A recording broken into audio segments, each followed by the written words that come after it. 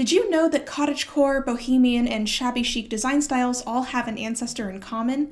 It's Art Nouveau, aka the first interior design style to say, let's bring the outdoors in. This is A Style Is Born, a show where we explore the history behind some of the most iconic design styles. In our last episode, we explored the glitz and glamour of Art Deco, and today we're diving into its more earthy predecessor, Art Nouveau. So what is Art Nouveau anyway? Is it really so different from Art Deco? Yes and no. You'll often see these styles in the same sentence or on the same movie set even. Probably because they're both reactionary modernist art movements and because they're almost homonyms. Art Deco, Art Nouveau. But at their core, Art Deco and Art Nouveau are totally different. Let's get into it. Art Nouveau, in essence, is exactly what its name is, new art, as it was considered at the turn of the century, meaning the 19th to 20th century. Covering generally the years between 1880 to 1914, it was an aesthetic movement that sought to bring the outdoors inside with a deep dedication to natural design motifs, organic lines and shapes, colors, sensual ornamentation, and a focus on the feminine human form. These motifs existed in all facets of life, including the fashion of the time. Similar to what I'm wearing, many applications of the Edwardian style include colors as they exist in nature. You've probably come across these motifs before. Do you recall these posters? You've probably seen different versions of them in French bistros, psychedelic album covers, or tarot cards. When it was actually happening, the Art Nouveau movement was exactly that, a movement rather than a style. It had very specific motivations from its principal designers. Basically, they wanted people to get rid of the artistic hierarchy that saw things like painting and sculpture as superior to the decorative arts, like furniture design, metalsmithing, glasswork, and pottery. These designers railed against the industrial future by instead channeling the magic and beauty of a perceived pastoral past. Where Art Deco embraced the industrial, Machinesque future, Art Nouveau asked the question, how can we move into the future while retaining the irregular, unique beauty of nature? It's a poignant question that we can ask ourselves today, too. Let's talk about the specific period of time that gave us Art Nouveau. To start, I think it's safe to say that industrialization was not cute. Back then, city dwellers in many places faced a world of ugliness, smoke and grime in many neighborhoods, and the Victorian era, despite its charms, was kinda stuffy. As Oscar Wilde wrote in 1892, "We are all in the gutter, but some of us are looking at the stars." Art Nouveau arrived to rebel against all of it. It was a culmination of the strides made by the arts and crafts movement, romantic, modernist, symbolist, and aestheticist styles. These movements channeled an idealized fantastical past into modern design. Through their influence, Art Nouveau showed up and brought with it the most magical vibes.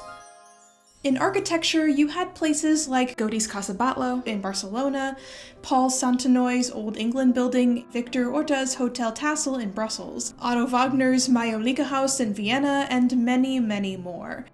Mystical-looking doorways made you feel like you were entering a fairyland rather than someone's home or a regular office building, and the stairway railings gave the implication of living in a sentient tree palace. Seriously, this was so prime. Why don't we make architecture like this anymore?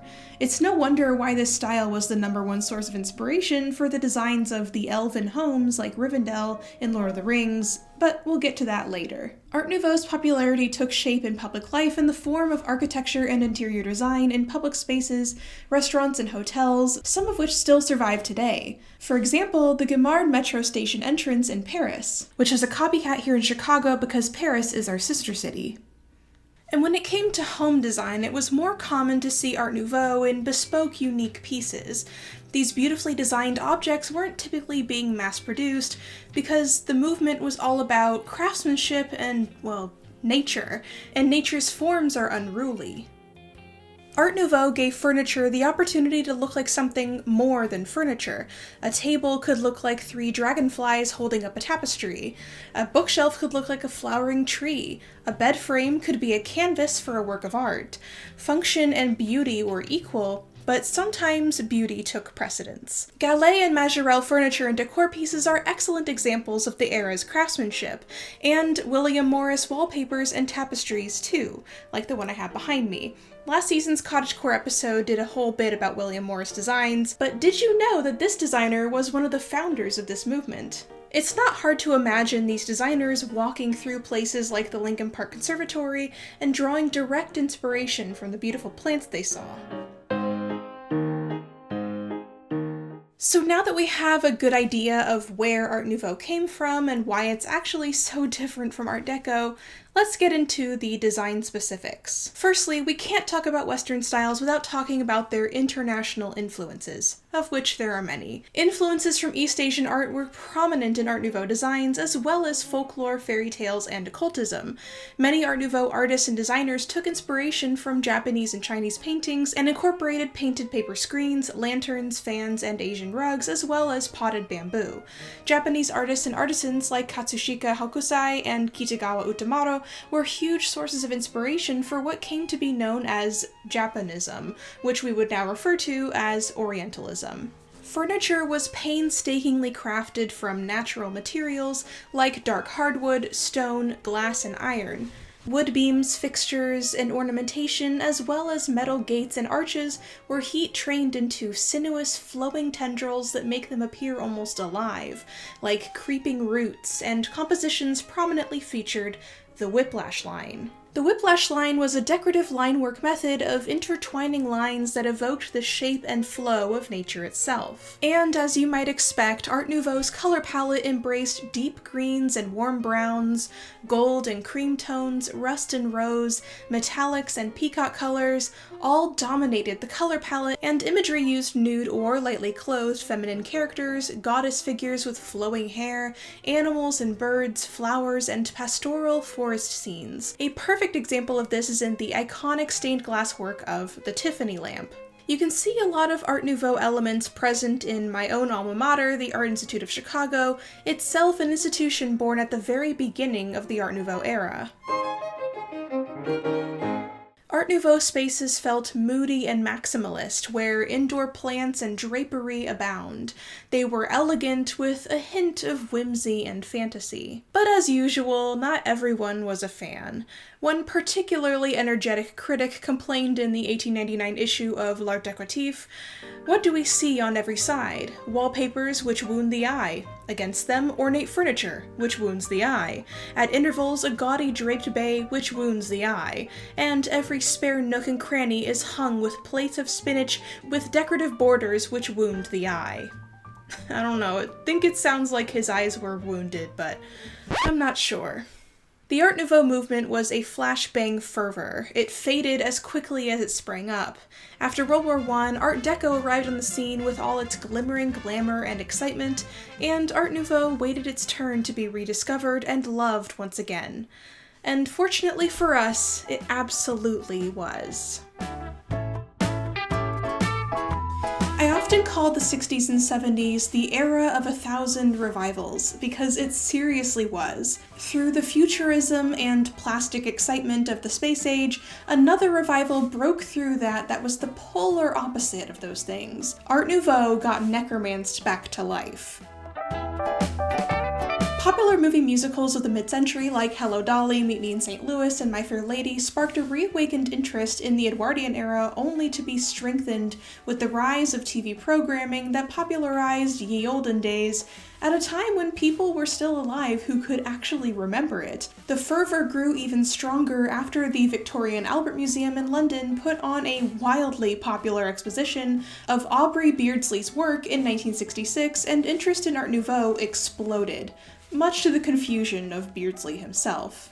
70s fashion began to bring back Gibson girl styles, lacy shirtwaists, thick belts, and long skirts, as well as flowy prairie dresses, and clothes manufacturers put out various Edwardian Art Nouveau jewelry reproductions. Art Nouveau made its way into typography, cover and poster design, and of course, back into the home.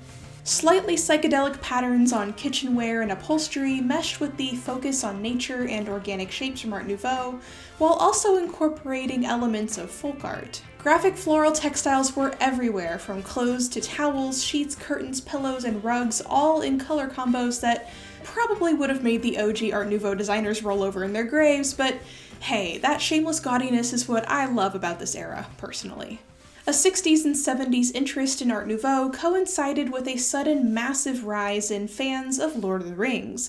Lord of the Rings mania took over and suddenly inspired renewed interest in fairy tales, mythology, and the Middle Ages, all of which were big players in the Art Nouveau movement. This connection would carry over into the 2000s Lord of the Rings film's world design. Art Nouveau's roots weave their way into other, much newer movements too. As Ariel talked about in last season, Cottagecore has been a greatly popular style in the last several years, as well as shabby chic. Both draw inspiration from Art Nouveau, from rebelling against mechanical design to the emphasis on craftsmanship to the appreciation of the beauty and artistry of nature itself. As Maud Leclerc writes for ZZ Driggs, looking at Art Nouveau furniture renews our appreciation for furniture more generally and reminds us that furniture can be a profoundly expressive art form when freed from aesthetic and classical expectations. Today, you can incorporate Art Nouveau's maximalist fairy tale whimsy into your own home with its elegant colors, dark wood furniture with intricate lines and soft velvet upholstery. Stained glass elements from lamps to window hangings are classic and easy additions, and definitely don't be afraid to fill your walls and shelves with art and tchotchkes. For me, I got this Art Nouveau clock from my beloved clock-obsessed grandpa, and I found neat pieces on Wayfair like this Art Nouveau rug. After all, half the fun is the thrill of the hunt. Art Nouveau teaches us to love the beauty of nature, and to do that, sometimes you need to work at nature's pace too.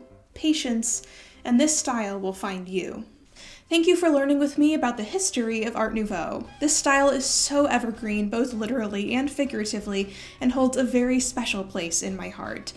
Which do you prefer, Art Nouveau or Art Deco? Let me know in the comments. And I'll catch you next time on A Style is Born.